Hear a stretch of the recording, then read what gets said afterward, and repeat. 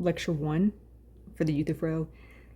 In this section, I'm going to introduce you to the dialogue, Plato, Platonic dialogues, the Socratic method, ethics, and metaethics. So the Euthyphro is a dialogue. It's written by this guy named Plato. Now, Plato lives around the end of the 4th century BCE and into the 3rd century BCE. So this puts him about 400 or so years before Christ, about 1,000 years or so before Muhammad, and about 2,000 years after the Buddha. So that's where he is in history. He's in ancient Athens, and he writes these dialogues. He's probably the most respected author of his time, which is why we have so many of his dialogues. These are very old, over 2,000 years old. And the Euthyphro is considered an early dialogue insofar as they still make these sort of distinctions. I'm not going to bore you with the details of this argument, but Plato's dialogues are usually split into early, middle, and late.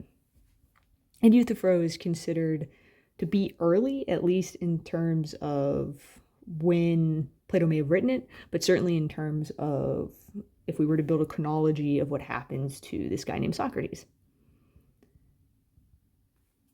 So Socrates is Plato's teacher. Socrates was a bricklayer who just wandered around Athens and forced people into conversations with him by asking questions, which is where we get this thing called a Socratic method, which these days is sometimes called street epistemology, but the Socratic method is basically like somebody says, this is what I think, and then you just start asking questions. And what you're trying to do is get them to see something wrong with their view or better explain it. And for Socrates, the case is always that there's something wrong with their view, and he's going to get them to admit to something that they don't want to admit to because it puts them into a little bit of a bind. And that's what we're going to see with Euthyphro's dilemma. But Socrates is going in at the beginning of the Euthyphro to hear an indictment against him for basically corrupting the youth and not being pious enough. So it's really timely that he runs into Euthyphro, who thinks he's doing something pious, and he asks him, what is piety? And this what is X question, so what is piety? Almost all the dialogues have this form. What is justice? What is love? What is beauty? What is virtue? What is wisdom? What is piety? These are the guiding question of every dialogue. And they're called Socratic questions. And this definition, the Socratic definition that Socrates actually wants, isn't an example. It isn't a working definition, a stipulation, a gist of something. What he wants is an actual identification of the thing itself. So he really actually wants to know what piety is. And what that actually is for Plato are these things called forms. Forms are immutable entities that exist in a different realm of existence from us that are the thing itself. So they actually are that thing. So if somebody says, wow, that painting is beautiful, what they're saying is it's like the form of beauty, according to Plato. And so these forms, when there's a complicated metaphysics going on in the background, but essentially the world that we live in is not reality. It's a shadow of reality. If you're familiar with Plato's cave, this is what he's getting at, is that we're not actually in contact with the way the world actually is. We just get a representation of it and a shadow of it. But when we die, our souls come apart from our body, and depending on just how good of a life we lived, how educated we are, how wise we are, how virtuous, we may get a glimpse of these forms. And then we're reincarnated, and we start to remember the forms based on how good of a spot we had, a gander that we had at them in our spirit form. And so when he says, what is piety? Socrates really literally wants to get as close to a definition of the form or the actual form of piety as possible. That's what he means by what is piety, which is part of the reason why when Euthyphro gives the example that he gives, this first reason, this first response, well, it's what I'm doing. Plato's like, how the hell do you know that? Right? And that's what the form is supposed to be. It's an immutable thing that is the thing itself. So if somebody says what piety is, and it's not the form, then it isn't pious, right? And that's what he's getting at. Here's a cool little fact about Plato. Plato just means broad or wide in Greek. And Plato was an accomplished Olympic wrestler. We don't know if this is his actual name. He might have just been writing dialogues under his stage name. And people were just like, oh, that's Plato, the Olympic wrestler and philosopher. If you want an interesting genealogy of students here, you have Socrates, then you have Plato, you have Aristotle, and then you have Alexander the Great. So there's a reason that we're reading the Platonic dialogues in this class.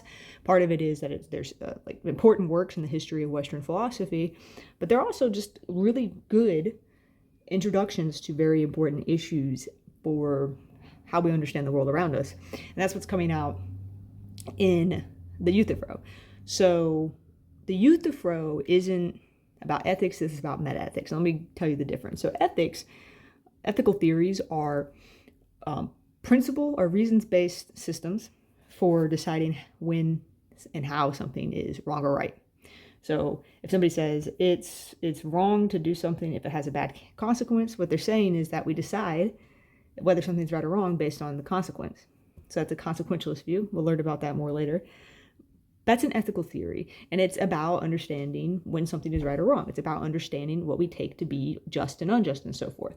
A metaethical view, it would be a view about that ethical theory or ethical theories in general. That's what meta means. So if you're familiar with, like, if you play Dungeons and Dragons, somebody says, like, that's metagaming. Or, like, if you're cheating, when you're playing, like, split screen and you're just staring at your opponent's side of the screen, that would be metagaming. And it's just not about the game, but about the experience of the game.